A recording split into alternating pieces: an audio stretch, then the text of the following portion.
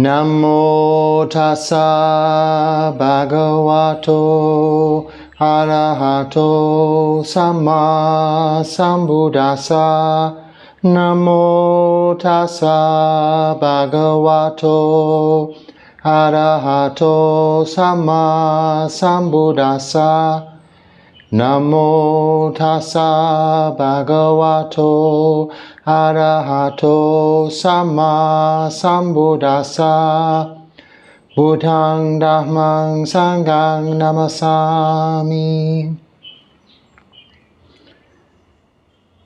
Hello and welcome once again to Sangha Day or Māgha Pūjā, the Buddhist holiday, the first in this calendar year, our ordinary Gregorian calendar year, but celebrated on the third lunar month, usually in February or March. The Uposita day, the full moon, our usual Uposita or Buddhist holy day, similar to that of Sabbath, in Buddhist countries, a national holiday also. So this Wednesday, 12th of February, being the full moon, would be referred to here in Sri Lanka as Pūjā Day.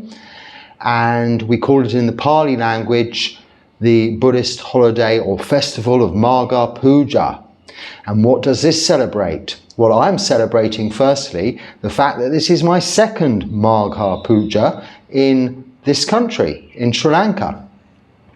Probably the longest I've stayed in exactly one place, not even travelling around the country, but in one location, than anywhere else in, I think, perhaps the last 10 years, because I recently had to renew my passport.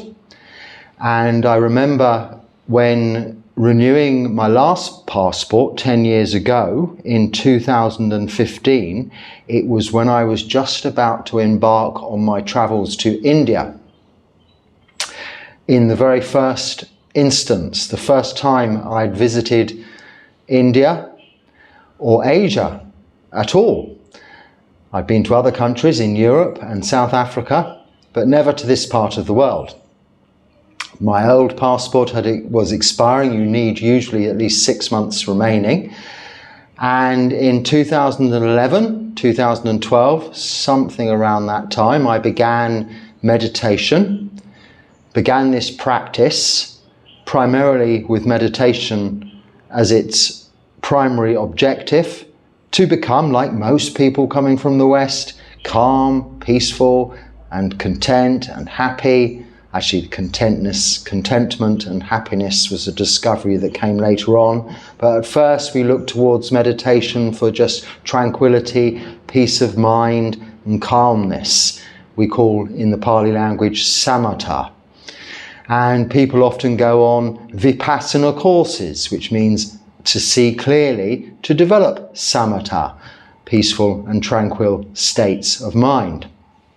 So I was interested in this, having seen my eldest son practicing as a result of attending many, and he still does, vipassana courses in the Goenka tradition, an Indian teacher of meditation, a Buddhist and practitioner, but mainly focusing on just meditation and insight, they call it these days, meditation, looking inwardly to see how thoughts come and go, feelings come and go, emotions come and go, and how to, through the practice of seeing that clearly in long periods of meditation, you can develop equanimity towards all of those events. One of the factors of enlightenment that we are all on this Buddhist path striving towards.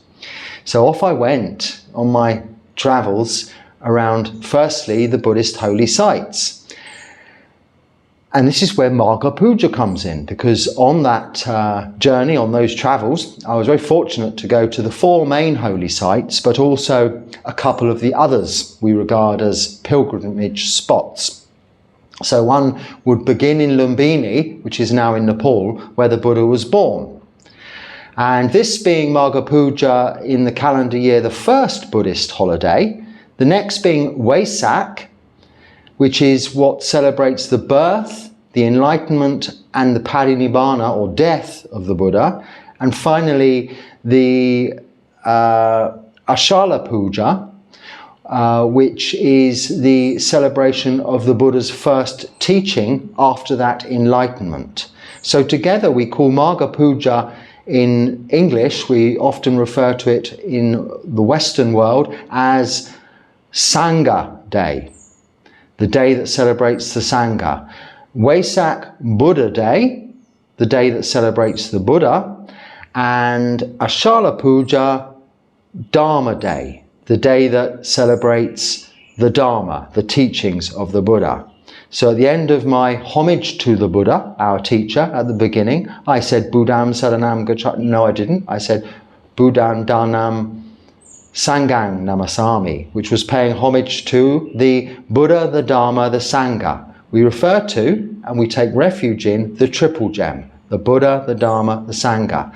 And the reason I hold those three holidays, because there are many other Buddhist festivals in different cultures, in different countries around the world, and in different traditions and schools of Buddhism. The reason I hold those 3 days with the utmost importance is because they are representative of what we are taking refuge in: the Buddha, the Dharma, the Sangha. Buddha Day on Wesak, Dharma Day, Ashala Pūjā, and then Sangha Day today, Māgha Pūjā. So it begins a little bit not coinciding with the calendar year, with Sangha Day, and this is perhaps it's less busy, it's less celebrated perhaps as in common with other traditions and schools as, for instance, Wesak. So it's a very much more subtle day to really reflect on the fact that we've taken refuge in the Sangha. That is the lineage, the body of Buddhist monks and nuns, fully ordained bhikkhus and bhikkhunis, whom are of the lineage, so tracing right back to the first disciples the Buddha ordained himself in his time after his enlightenment. So on my travels after Lumbini, I went to Bodh Gaya, and in Bodh Gaya this was where the Buddha became enlightened. I then went to Sarnath, and this is where the Buddha taught the first teachings of the Dharma. And this is near Varanasi, which you might have heard from, a very holy Indian place on the Ganges River. He went there, but it was very busy there. So he went to find his ascetic friends whom were in Sarnath, not so far from there. And bearing in mind the Buddha was walking, so between these events there's 3 or 4 months, 2 or 3 months time lapse. So he became enlightened in Bodh Gaya, and after a couple of weeks there, he went walking off to Sarnath to go and teach his ascetic friends and anyone else whom had little dust in their eyes, ready to hear the Dharma and what he'd discovered. That is the Four Noble Truths and the Noble Eightfold Path. And that is later on in the year, Ashala Pūjā, Dharma Day. And he taught the Dhammacakka Sutta, putting the wheel in motion, the wheel of Dharma, his first teachings in Sarnath. So I went to Sarnath, and that's where I met and stayed in a monastery.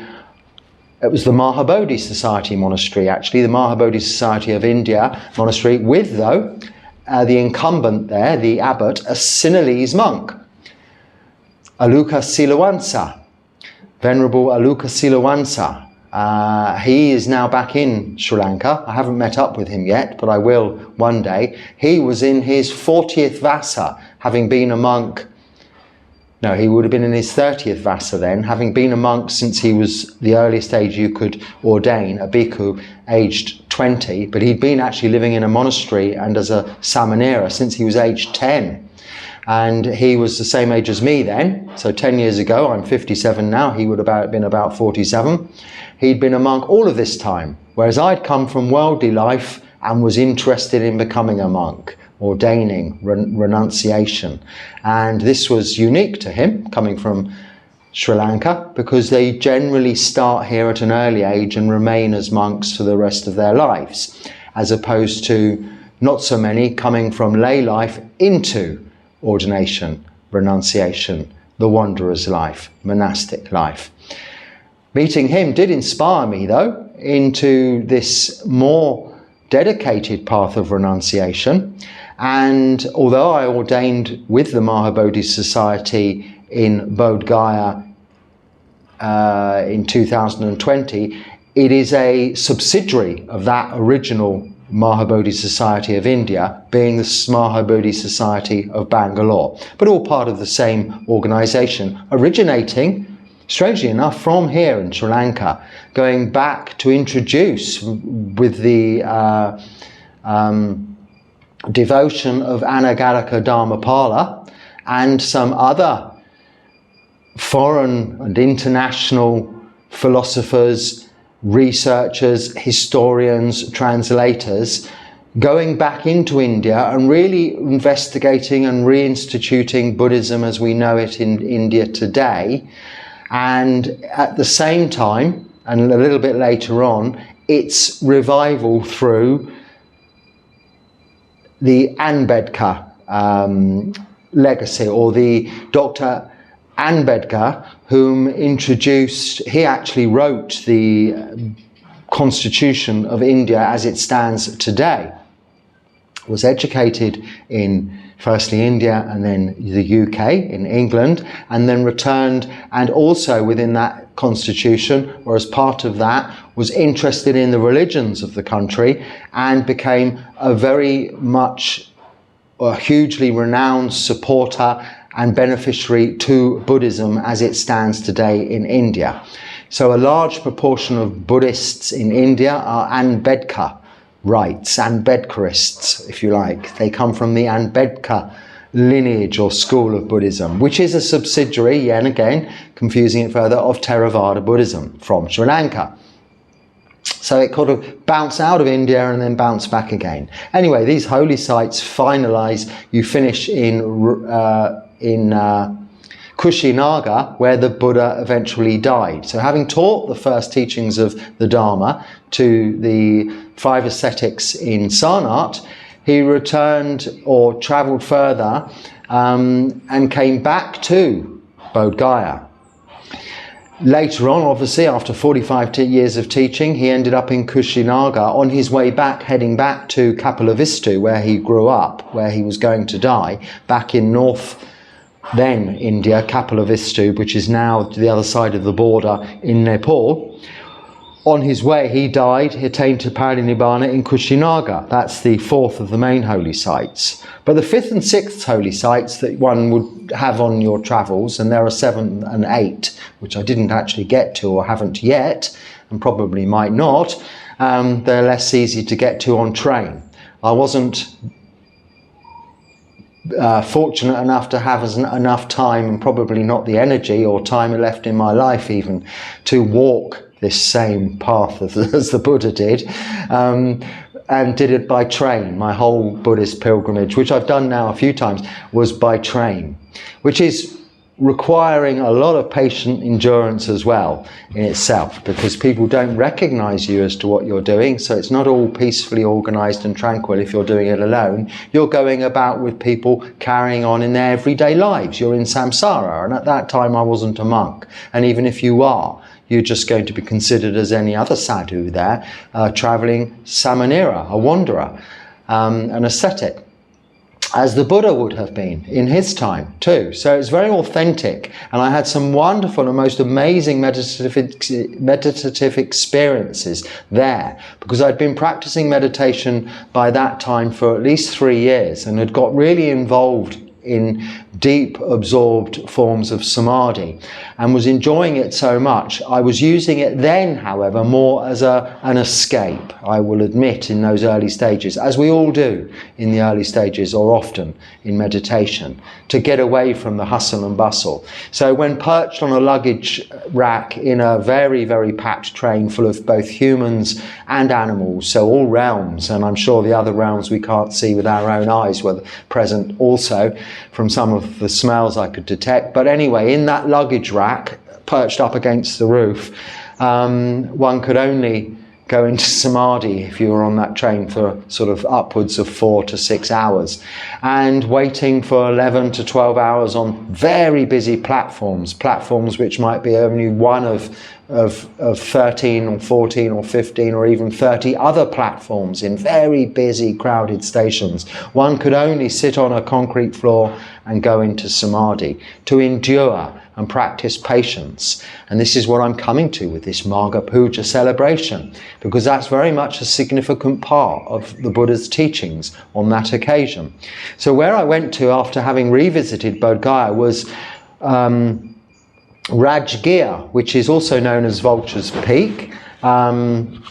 It's not so far from Bodh Gaya. You can go on a scooter or on the back of a scooter, as I did. You pass some other significant places, for instance, on the way where the Buddha was practicing his ascetic practices and became emaciated after 6 years of only eating 1 grain of rice a day, and he was living in a cave.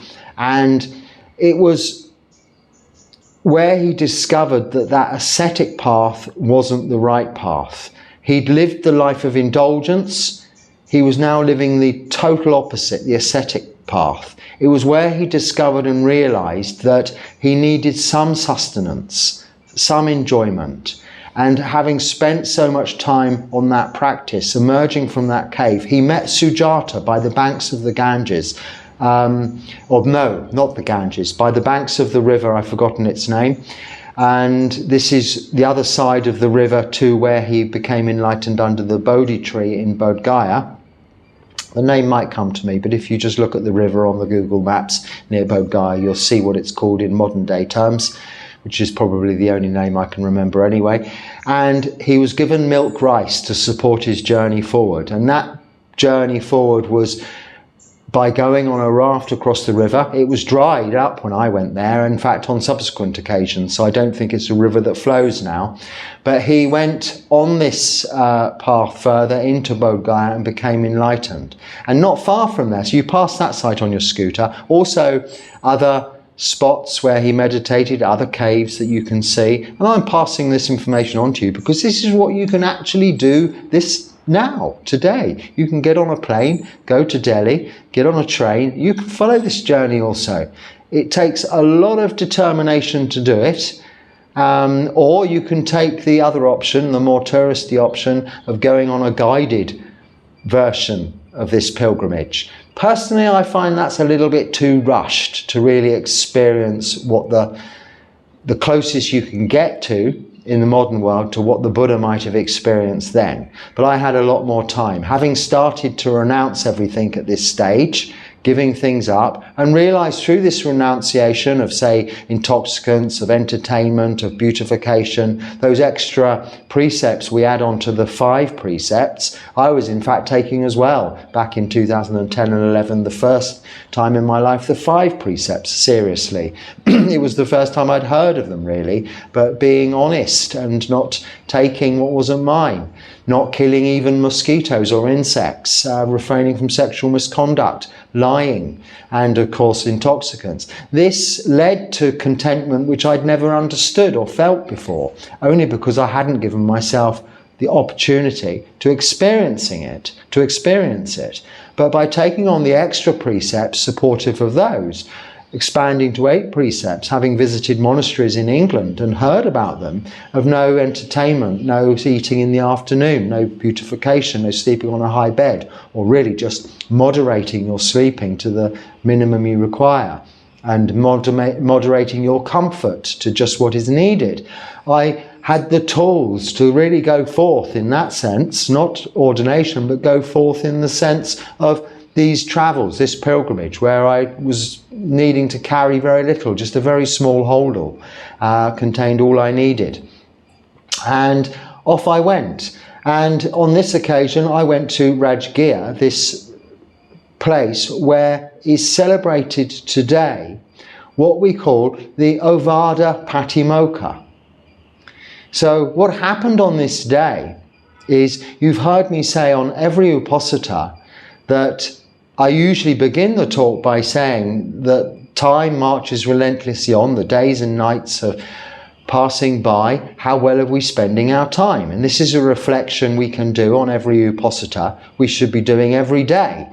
But if we are reminded on the full moon and on the new moon, which is when the Sangha come together to recite the Patimokkha, our 227 rules or code of conduct, is a better way of looking at it. Because I'm often asked, are you allowed to do this? Are you allowed to do that? Are you not allowed to do this? Is this forbidden? Is that forbidden? Well, we're monks, and there are no real monk police. Of course, if you're living in a Buddhist country with other monks, then you would be, anything outside of those rules would be very much frowned upon. You could even be punished, yes, legally. But outside of Buddhist countries, there is only your own conscience and conscientiousness. You remember I talked about it recently, hiri and ottappa.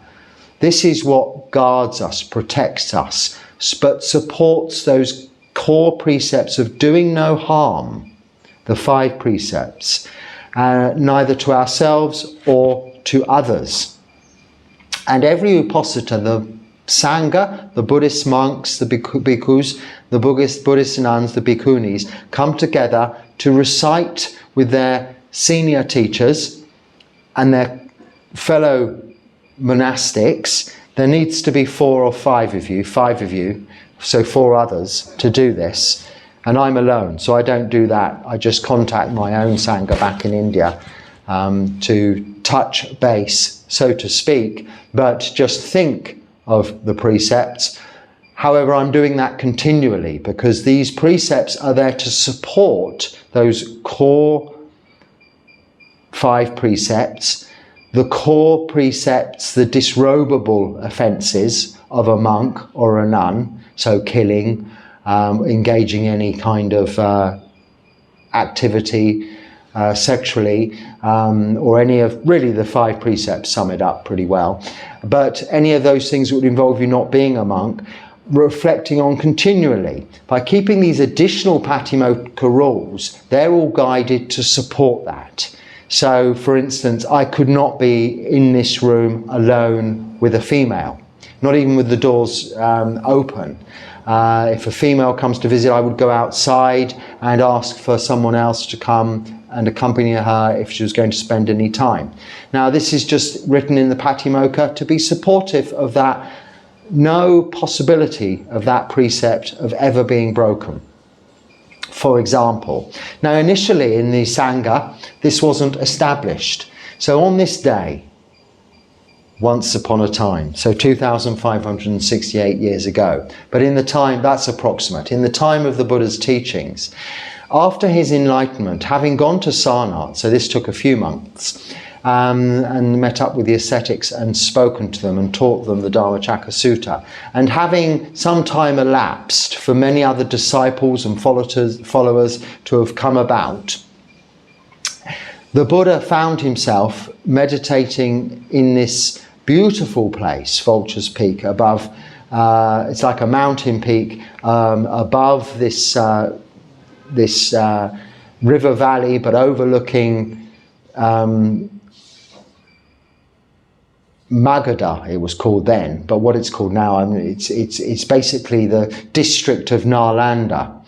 And that is the other place that you can visit there, which is the Nalanda University, it's referred to. It's all ruins now, but it's a very beautiful place. It came about 1,000 years after the Buddha, and it is where many, many monks, and it's very highly regarded, especially in the Tibetan tradition, were educated. And it's sort of the formation of the more intellectual side of Buddhism, something that's very much practiced here, with the monasteries being also educational centres and schools and part of the establishment. This was the sort of example set about 1,000 years after the time of the Buddha in Nalanda. And you can see all of these ruins and foundations of all of those kutis where the monks would have lived, and the tutorial halls, and everything's there. It's a beautiful place to see, and it's again not far from Rajgir, this little mountain environment where you can go and be in the place where this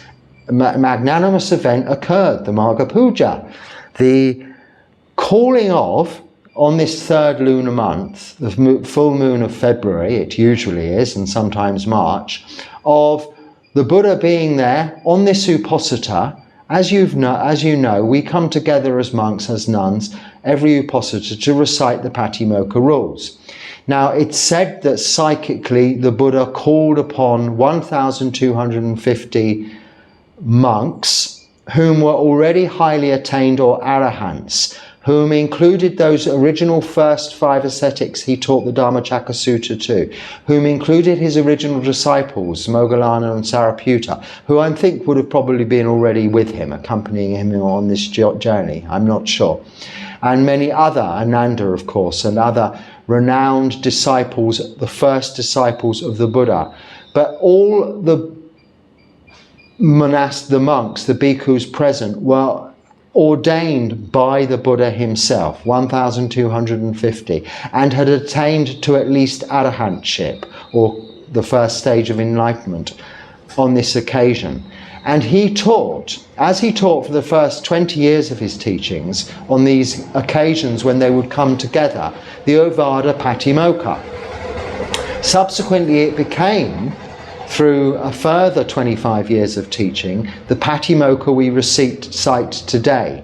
So after the Buddha's parinibbana, his death, his legacy, his true legacy, was the Vinaya, as well as the suttas, which hadn't been written down yet, but which was established through recitation on these bi-monthly occasions, the new moon and full moon. This body of rules, this Vinaya, which contained the 227 monks' rules, bhikkhus' rules, and the 311 nuns' rules, bhikkhuni rules, to be recited on these occasions every month whenever there's more than 4 monks present, a quorum, if you like. So they would have perhaps been all looking for other monks anyway in their travels, so maybe psychically he made them all turn up at Rajgir, or maybe they were all looking for other monks to make up a quorum, and through conversation, and through conversations being passed one to another, all ended up in this same place at the same time.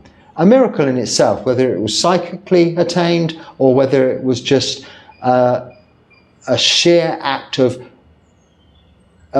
common intention, all wanting to be together to recite the Avada, or reflect on the rules of being a Buddhist monk, and all wanting, if possible, to be with the Buddha himself in order to do this and to hear this recitation. They all, 1,250 of them, came together on this occasion, this full moon of February, as I am doing today here with you on this second occasion, which is a celebration in itself, because it's the first of the holy days that is my second Buddhist holy day in this one same place, in this country, very holy country, Buddhist country of Sri Lanka, where we can attribute all of our learning intellectually from their protection and translation and transmission of the original Pali canon, which forms the basis of what we know as Theravada Buddhism today. It all comes from here, even though culturally some of their practices here are very different to that we might know in the West, or even in Sri Lanka, in Thailand, or even in India itself. It all really originates, and we owe it all to what actually came about from this country itself, Sri Lanka. Variations of cultural differences in nature are to some extent not so much to get too bothered about and start arguing about, debating about and discussing about. What is important are these 3 holy days: Buddha Day, Dharma Day, Sangha Day. And this Sangha Day is where the core code of conduct was recited by the Buddha to these 1,250 monks in these early stages of the Sangha, to be changed some 20 years later, I think, after many mistakes were made, rectified, looked at how things could do, the Sangha members could do things better. So by trial and error, the Vinaya was formed. And from that Vinaya, which is the first of the Tripitaka, the 3 Buddhist holy scriptures, the Vinaya Pitaka, the Sutta Pitaka and the Abhidharma, the first of these Vinaya Pitaka is the Buddha's legacy, because it's what is conducted, the laws, the rules of conduct, even to this day, unchanged, millennia later. The only rule book in history to remain unchanged for so long. In fact, most rule books of any organisation are changed on a regular basis to adapt to circumstances and other laws and this, that and the other. Whereas the Vinaya and the 227 Patimokkha rules have remained unchanged all this time. Why? Because they work. The Buddha spent nearly 45 years refining these rules, particularly and especially for just his bhikkhus and his bhikkhunis. So it is only taken on by them, not lay practitioners. They just need the 5 precepts. And on special occasions, these days, the Uposatha days, the 8 precepts, or when living in the monastery, the 8 precepts or 10 precepts. Novice monks, coming from these same 227 Patimokkha rules, take on 75 training rules until they can fully ordain as bhikkhus when they take on the 227. But at this stage, the Buddha recited the Ovada Patimokkha, and this is what this day is famous for. So having become enlightened, gone off then to teach these ascetics, I'm going to read it to you because I might get it wrong otherwise. He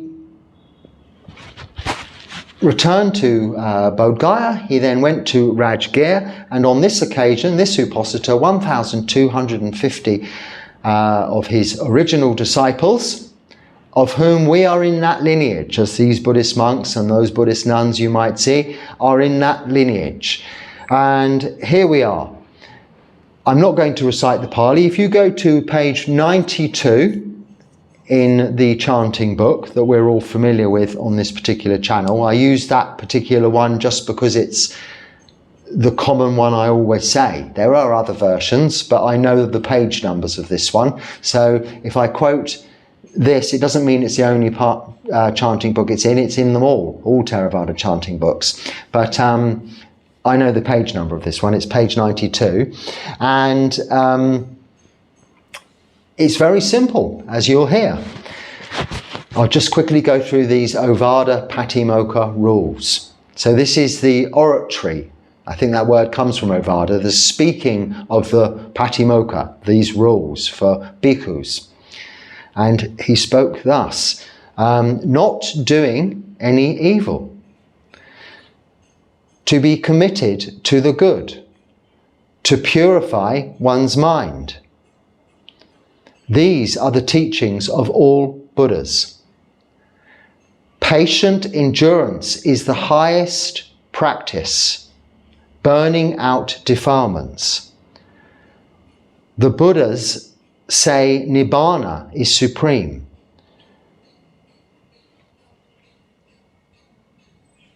Not a renunciant is one who injures others. Whoever troubles others can't be called a monk. Not to insult and not to injure. I really should have worn my glasses for this, shouldn't I? But I'm getting there. To live restrained by training rules, knowing one's measure in the meal, retreating to a lonely place, devotion to the higher mind. These are the teachings of all Buddhas. Now that is recited in the Pali prior to our recitation of the Patimokkha as the original Patimokkha recitation on every Uposatha, with the original Sangha from which we have taken refuge in. We take refuge in the Sangha as a whole, as it is today, including that it is the lineage of the original fourfold assembly, the Arya Sangha, the noble ones, whom the majority of were Arahants. And what it is they're saying, in summary, is that we as monks devote ourselves to doing good, or refrain from evil to do good. So we develop wholesome mind states, reducing unwholesome mind states by only good actions of body, speech and mind, refraining from anything bad, any bad actions of body, speech and mind. This is now subsequently detailed in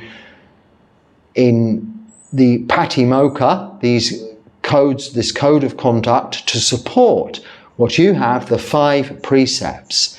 With these 5 precepts taken, with these 5 precepts adhered to, you will refrain from any actions, unwholesome actions of body, speech and mind. And therefore, what is the most important and part of this Ovada Patimokkha, this first recitation of these rules, followed by patience and endurance. Khanti is the Pali word. Such highly placed in the mind of the Buddha, he recited this as that patience and endurance. It's split into 2. Patience really in the training, in the practice. And when one goes on such a pilgrimage throughout India, and then subsequently I've taken that into Nepal and Cambodia, spent time in Thailand and now here in Sri Lanka, also throughout the whole of India, because I visited not only the northeast where the Buddha was largely travelling, the Ganges plains, but into the southern part of India where I practiced mostly for 3 years, being that it is the most Buddhist of that part of India these days, outside of the holy sites, where there are so many of these Ambedkar supporters of Buddhism, and also where my main Sangha, the Māgha Society of Bangalore, is situated in the southern state of Karnataka, and neighbouring states of they're all throughout India nowadays. So I've travelled all around India too, developing through this renunciant process, this renunciant life, patience, because you don't always get what you want. You have to live with what you have. You might not get food one day, you might the next. You might have too much one day. But through these rules, cannot store it overnight. So would practice generosity in giving that food away.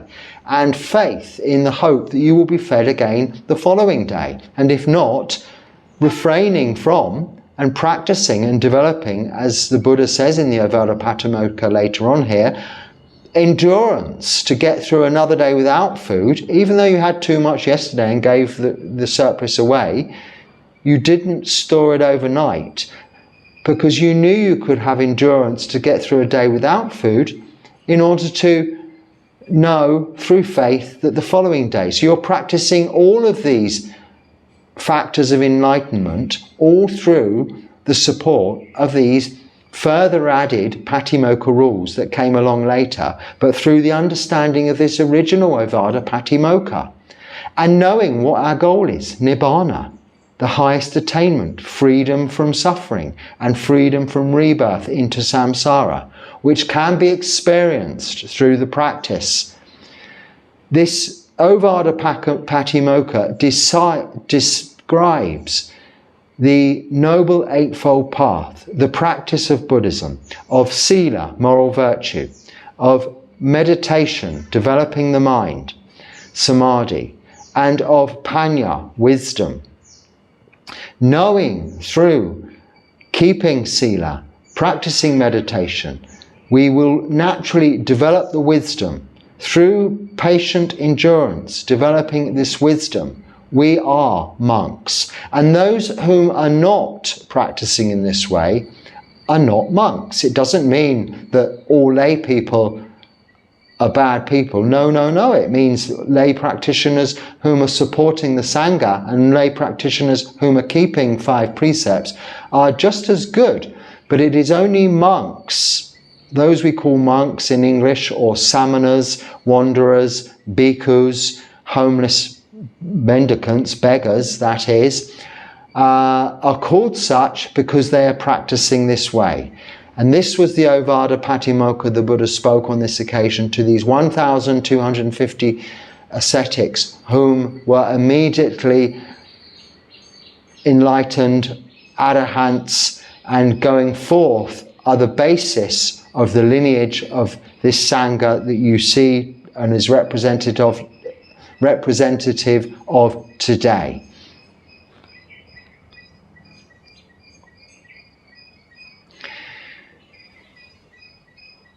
So, 10 years later, 2015, this year 2025, 2225, I noticed less than 6 months left on the passport. The one I started out with many stamps in it, and the book is full up with the stamps. Even though I've, as a wanderer, as I was, trying to practice patient endurance, trying to practice not injuring others, certainly physically, and not though by acts of anything bodily, but speech even, or by even thought, thinking ill of others, reducing ill will. By all of this training, all of this practice, and all of these travels, I'd come to the conclusion that now was the time to just settle in this one place. But one still requires a passport when it's up for renewal, and one still requires one with more than 6 months on it, and you do need one with some pages left in it to be stamped, just in case you do have to travel anywhere. So I renewed it, and it made me realize that I've been now doing this for that 10 years, and the reflection, how well have we been spending our time, can be the last hour, the last day, the last week, month, year, or 10 years. And I surmise it, I can summarize it by, well, at least about halfway through, I ordained. So something happened. I found that my experience leading up to that moment, my actions, which we call karma, so all of my actions of body, speech and mind, my practice, my endeavor to practice sila, keep precepts, meditation, samadhi and panya, develop wholesome mind states, reduce unwholesome mind states, led me to a point whereby I felt ready to take on ordination fully, become a bhikkhu, and also the confidence in those that ordained me that I'd been practicing sufficiently and to have developed patience, khanti, patient endurance, through this practice, this training in various countries, both Buddhist and not, over quite some years, to be ordained into the Sangha. And their confidence that I would be able to maintain and adhere to these rules of training, firstly, and then these further rules of a bhikkhu, latterly, over the course of my development and my path, travelling towards, hopefully, freedom from suffering in this lifetime. I took on ordination. I was ordained with the full intention of remaining so for the rest of this life. And hopefully with the full intention of hopefully becoming free from suffering within this lifetime. That might seem like a rash intention, but if we don't have intention, we'll never get somewhere. So it's all well and good saying, oh, well, I'll become a monk and that'll put me in good stead for the next lifetime. No, my full intention is to become free from suffering in this lifetime. And through listening, understanding that Ovada Patimokkha, and I encourage you to just find it in the chanting book and read through it again, or some other version, one develops the qualities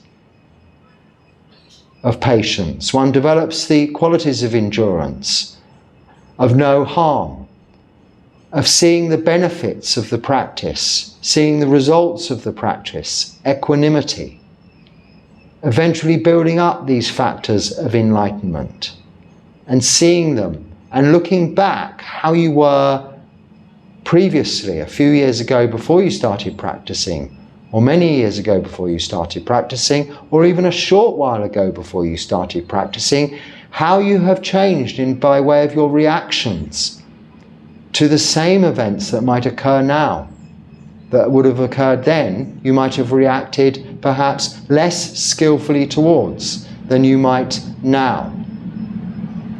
And I certainly have changed in that time and developed in that time. Some might say, well, the path of renunciation is not for me. The path of renunciation seems to be that you end up as a very ascetic person just meditating. And that's quite correct, because that is the path of renunciation. But it doesn't exclude you from the practice, even without the path of renunciation in lay life, to keep the 5 precepts on these occasions, on every Uposatha, full moon and new moon, and on these particular holy days, to keep 8 precepts at least. If you can, visit monasteries and stay there. Maybe stay for the full 24 hours, as many do in Buddhist countries, in order that you can keep the 10 precepts. So you sleep you sleep for very little, you refrain from eating after noon, which is quite difficult in lay life, appreciably, and you don't need to use any money. And you're also amongst people whom are only there to be practicing, Kalyanamita, noble friends. And this is very, very supportive of your practice in everyday life.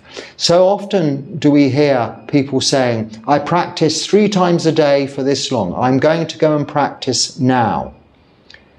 You see, we should be practicing. We are practicing as Buddhists from the minute we wake in the morning until the minute we go to sleep at night. Whether we are monks with just meditation, and I have few duties, so I have plenty of time for that. Or whether we're busy lay people, or even busy monks in a large community, as I've also been. We are practicing. We're practicing the Noble Eightfold Path, Sila, Samadhi, Panya, right view, right intention, right speech, right actions, right livelihood, right effort, mindfulness and concentration in all of our daily activities. From the minute we wake up, beginning with mindfulness, samasati, on the Noble Eightfold Path. Without that, it's very difficult to keep a close watch on the other factors, the other 7. So with mindfulness of the breath, the minute you open your eyes in the morning, and the last thing you think about at night when you go to sleep, throughout the whole of your day, will ensure that you stay on that path. So there's no time to go and practice, or I practice 2 hours a day, or I practice 2-3 times a day. It's always practice if you're practicing Buddhists. We're always practicing Sila, Samadhi, Panya. Even in the bus queue, even during times when we're thinking and having to use our minds, so are not mindful of the breath, for instance, we can be aware consciously. We can be aware of what we're doing, whether it is right actions, right speech, right livelihood even, morally virtuous, in line with those 5 precepts, within the parameters of the Noble Eightfold Path. This can also be useful in decisions we make. When I first left the monastery in southern India in Bangalore to go on Tudong, go wandering, one of my teachers said, "What will you do if you don't know what to do?" And I said, "Well, I'm going to phone you." He said, "You might not have a phone or access to a phone, as you don't, as a new monk, a Navaka monk." And I thought, And his advice was, you just follow the Noble Eightfold Path. And I've taken that to this day as being my guide. So whenever I'm not sure what to do, I apply it within the question, within the parameters of the Noble Eightfold Path. And there is always the answer there to be seen clearly. If it's do this or do that, well, what does the Noble Eightfold Path say? Well, it's very clear. There's only one way to go. And if in doubt, do nout. If in doubt, don't do anything. Have patience, khanti, patient endurance. Then the answer will come to you. Sit and meditate. Take the opportunity to wait. The answer will become evident and clear. This is the practice. So on Sangha Day, happy Sangha Day, not just to the Sangha, fellow Sangha members, but to all of those lay practitioners whom are how the Sangha has survived for 2,568 years. Because we cannot earn our own money, we cannot cook our own food or even grow our own food. We cannot store food overnight. We can make our own robes, but we have to be supplied with the cloth to make those robes. Shelter needs to be, land needs to be provided by lay people. We are totally dependent on the other fourfold assembly, the fourfold assembly being monks and nuns, laymen and laywomen. We're totally dependent on laymen and laywomen for their support, materialistically and financially, to live this holy life and lead them in the practice with Dharma talks, with teachings, with guidance, and with sanctuary when they come to us, with someone to speak to, like, what do we call it in England, the pastoral care aspect of religious people and professional people and educational people of a professional nature in the modern world. Is very much, there is an emphasis and always has been on what we call pastoral care. That is looking after communities, supporting them in times of need spiritually, if you can't offer anything materialistically, but giving them advice or at least being able to point them in the right direction for help. This is very much a responsibility, and especially in Buddhist countries, of the Sangha.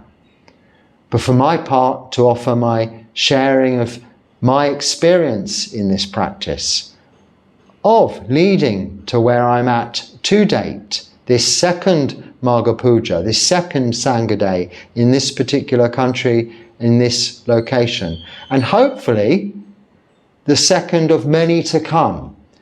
Because although I have a new passport, I don't intend on using it. I didn't ask for the one with extra pages this time. I didn't last time and wished I had. But this time I thought, no, the few pages that it comes with, 34 pages, is more than sufficient for my remaining lifetime. Or it's 10 years, its lifetime. We don't know. Hopefully I will outlive my 10-year passport. Maybe I won't. We don't know that. So we live in the present moment with what we can do with actions of body, speech and mind. We don't worry too much about what's gone on in the past. Today I've offered for reflection, by way of reflection on my part, what has gone on a little bit in my past to date over the last 10 years. But we don't try and predict the next 10 years, but we do know through our actions of body, speech and mind in this present moment roughly the direction that next 10 years might go, or 15 or 20 or 50 years might go. If you are to be going on the path of renunciation, then you need to bear in mind the extra patience that is required, because it takes a long time, a lot of development and dedication and faith to the practice. Remaining as lay people requires patient endurance in living in the world of samsara, in worldly life, with all that's going on around you to distract you from your practice, both in family life, work life, social life, and all that's going on. People say it's harder these days in the modern world, but when you think of it realistically, yes, things move very quickly in terms of information, and everybody wants things instantly these days. But there were as many distractions in the time of the Buddha, many festivals going on, religious activities and rites and rituals and ceremonies, and all kinds of goings on. There were wars back then as there are today. Similarly, and then economic disasters, agricultural disasters, weather problems, all of these things have always been going on throughout history. The recent pandemic was only reflecting the previous pandemic that us of this generation hadn't even heard of until the recent pandemic, whatever it was called back 100 years before this COVID pandemic. These things are never new. History repeats itself. Of course, in a more populated, faster moving environment and more visual and audible environment, there's more discussion, more thought process given to fast changing events. But to some extent you can switch that off with no detriment to yourself or others. Refraining from watching every news headline every day is not going to make any difference to others, but it will give you a lot more peace of mind. Perhaps catch up on the news if you must once a day. Perhaps catch up on the news if you can get away with it just once a week. I haven't caught up on the news, and I have got away with it for pretty much most of the last 10 years, and have only been, when forced to do so, when the last pandemic came along, forced to have to listen to the news every day to know what I was allowed to do and what I wasn't allowed to do. And also I was trying to get from one country to another in order to be able to ordain at that time. It was prior to that, but anyway, this can be done with no detriment to yourself or to others. All we're doing by constantly being engaged with media presence and all that's going on there on these smartphone devices is not developing our minds wholesomely. There may be certain aspects and parts of it which you are responsible for. Well, I'm not saying ignore your responsibilities, but what we can do, we do. What we cannot do, we accept with equanimity. It's not that we don't care, but we only have so much we can offer. So I know I can't support people materialistically, but I can support them with the Dharma. People whom can support others materialistically can do that, but only as long as it is not to the detriment of their own needs, which must always come first.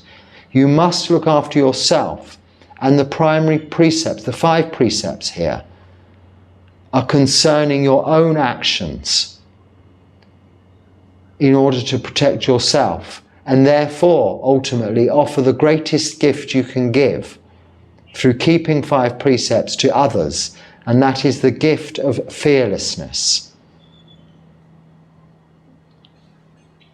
That you will do others no harm. And that is the practice of Buddhism. That is the practice that I kind of slid into from meditation and then my travels throughout the land of the Buddha in northeast India and then into southern India and into those countries that were then fully immersed in the Dharma, in Buddhist teachings, in the subsequent hundreds of years after the Buddha's time. and that have upholded culturally those traditions in their own way to this day, but in a very unchanging format, to support Sanghas in those Buddhist countries, which has then subsequently flown back, or flown, not in an aeroplane, flown as in the flow of a river, back into the Western world. Earlier than one might think, throughout the northern or the southern parts of Europe firstly, but then latterly through travel, when travel became more extensive and exploration, historians, as I mentioned earlier, throughout the more Western world, the modern world, the Christian world, as also Christianity and what have you has invaded and come into other parts of the Asian world. It's all become an ecumenical mix of what is a very pleasant and mostly accepting population on this planet today. If you immerse yourself in the news and in media of any kind, you'll focus on what is not accepting of other religions, mostly, because it's only giving you the bad news of the day, which is often where war is concerned in relation to those defilements of greed, hatred and delusion. Hatred often between opposing, you could call it opposing religions, which are not really opposing because they're all practicing the same philosophy of doing no harm. The commonality between all religions is nobody really wants to harm others. But it all gets a little bit confused somewhere. But the majority of the world, the majority of the population, is wanting to live in harmony with each other. And on my travels over the last 10 years, in that very full-up passport, I've been in countries of all persuasions, religion-wise, both Buddhist and non-Buddhist. I've lived in areas and been supported in areas of all kinds, Muslim, Hindu, Christian, Buddhist, probably other faiths. They're the ones that come to mind easily. And in all of those places, I've been very well looked after, supported, fed, housed, clothed, given what medical requirements I need as a monk, without question. That is it ecumenical? Is there a word like ecumanity? I'm not sure. In reality, from my own experience. So not looking at media, not looking at the news, I don't see religious wars. I don't see religious hatred. I don't see discrimination. I experience through humanity only kindness. Now, of course, in nature, there is always going to be the opposite of that. This is the nature of existence. This is what the Buddha taught. There is suffering. The cause of suffering is desire, but there is an end of suffering when we can see that cause of desire. And that end of suffering is following this Noble Eightfold Path. And no better summarized than really listening and really understanding on this Sangha day, on this Māgha Pūjā, what the Buddha was teaching.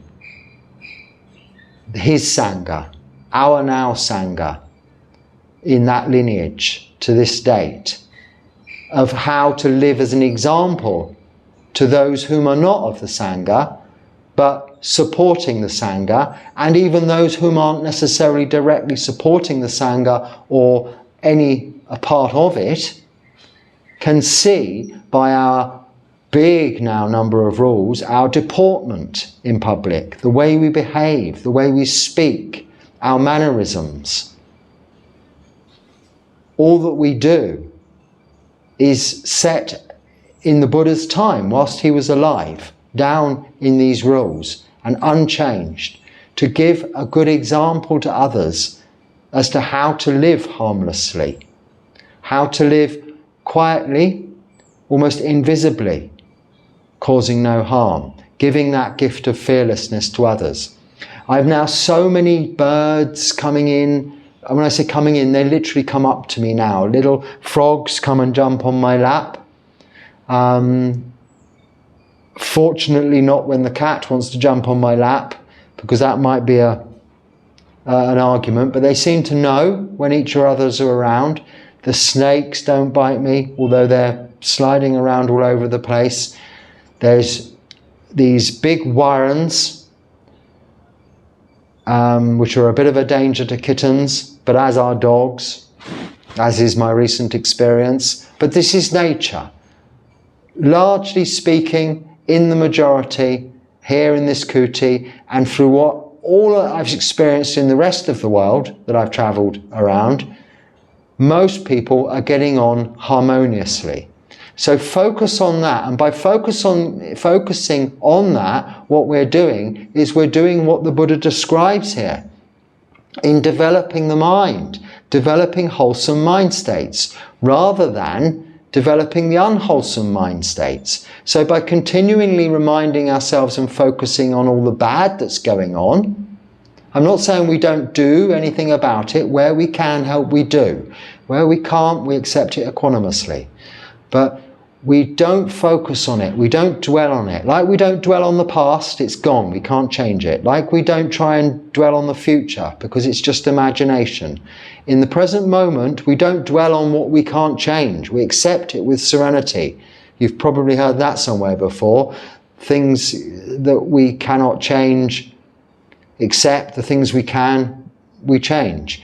Something like that. And this is very much a salient philosophy or basis to what this Ovada Patimokkha, remembering it was directed to the bhikkhus, and maybe some bhikkhunis present in this time, by the Buddha himself, as to what they can and they cannot do. Accept with patience and endurance what's going on. Change what you can, but don't dwell on what's negative in the mind. And by this, the consequence is you develop wholesome mind states. You start to develop a demeanour that is peaceful. Not only a tranquil state of mind, a peaceful state of mind we call samatha, but your overall presence is of a peaceful and non-conflictual nature with others. So even when people want to argue a point with you, you can be accepting of their point of view. It's very difficult with speech, with right speech on the Noble Eightfold Path, to exercise restraint. Sometimes when you have a view, you may consider as right view. Others may consider their view as right view. But accepting it with equanimity that you can have a difference of view, but still have the commonality of doing no harm to either each other or anyone else or ourselves, is good enough. The warren will always want to perhaps eat the kitten. The dog will perhaps always chase, maybe kill the kitten, as the kitten chases and kills the mouse. Those of you from my part of the world are familiar with Tom and Jerry. I grew up on Tom and Jerry. My life here is surrounded by Tom and Jerry. The Jungle Book also, a combination of the Jungle Book, Rudyard Kipling, who spent a lot of his formative years in India and has some very profound and interesting Buddhist philosophies hidden within his teachings there, and Tom and Jerry. I think Warner Brothers, not quite such an ancient and philosophical idea, but very much an indicator of what is just natural suffering in the world. The little kid, I did put a little video on here, a short, and I haven't seen the comments yet today, because I won't look at my phone today because it's Suposita, but it's, it was of the little kitten walking on these walls around up here. Beautiful, sweet little kitten. Not for any other reason than to reflect on, train going by, reflect on metta, loving kindness, which is very easily developed when you see such a cute little dear big-eyed creature, but also Marananusati, reflection on death, because that kitten, not long, shortly after that video was made, died. The dog killed the kitten, as the kitten or the cats kill mice. This is nature. Do we wail and grieve about it? No. It's nature. Do we punish the dog? No. It's nature. What killed the cat? Curiosity. Curiosity killed the cat. What is that? That's the inherent nature of desire, isn't it? Coming out, manifesting itself, and how dangerous it can be. It's putting your hands into the flame of desire, the fire of desire. Your hand will get burnt. And it's a phrase, curiosity killed the cat, because it's evident. You see it's up on this wall. The other kitten that never climbed up as high as walking around that wall all the time is growing and flourishing and doing very well, and now probably realizes it's not a good idea to go too near the dog. But this is nature. We learn from it. This is Dharma. It's educational. It's teaching us all of the time, every day. And you can experience that in your part of the world, or if you're in this part of the world, living this life or living it in lay life. It's all fundamentally based on the bad parts of it, greed, hatred and delusion, lobha, doha, moha, and the good parts of it on loving kindness, compassion, joy for others and equanimity, metta, karuna, mudita and upekkha. That's what we develop. That's what I've been trying to develop for the last 10 years, and hopefully we'll be able to continue developing it for many more years to come. And that's what you as lay practitioners can develop through the practice of keeping precepts, practicing meditation, and developing wholesome mind states. I think on that note, I should round things up there until next time, when I'll be very much looking forward to going over all of your comments and questions and responding to them here from not an intellectual point of view, from a place of experience, and not from an either right or wrong or correct point of view necessarily, but from a point of view of a bhikkhu, a monk's point of view, whom has time to see in reality, see clearly these defilements, see how the practice affects how we act upon those, and in relation to lay life, from my former experience, over 10 years ago now, as sort of a real lay person living in the world, working and not meditating, and not even keeping precepts a long time ago, how and what those actions of body, speech and mind directly lead to. So the direct results of karma.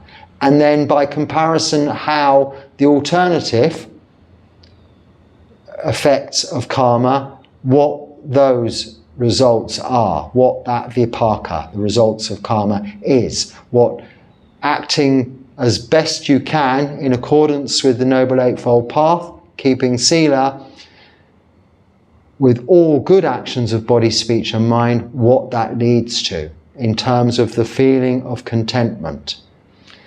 After all, if I wasn't receiving benefit from this practice, there would be no compulsion to remain practicing. My main sustenance, my energy, my enthusiasm for the practice comes from the contentment, the results, the vipaka, the results of the karma, that I am only practicing as a result of the Dharma, the Buddha's teachings, and the support of the Sangha, which I too have taken refuge in, the Buddha, the Dharma, the Sangha. So on that note, Ewam, be happy, Stay well. Sukhi Hotu.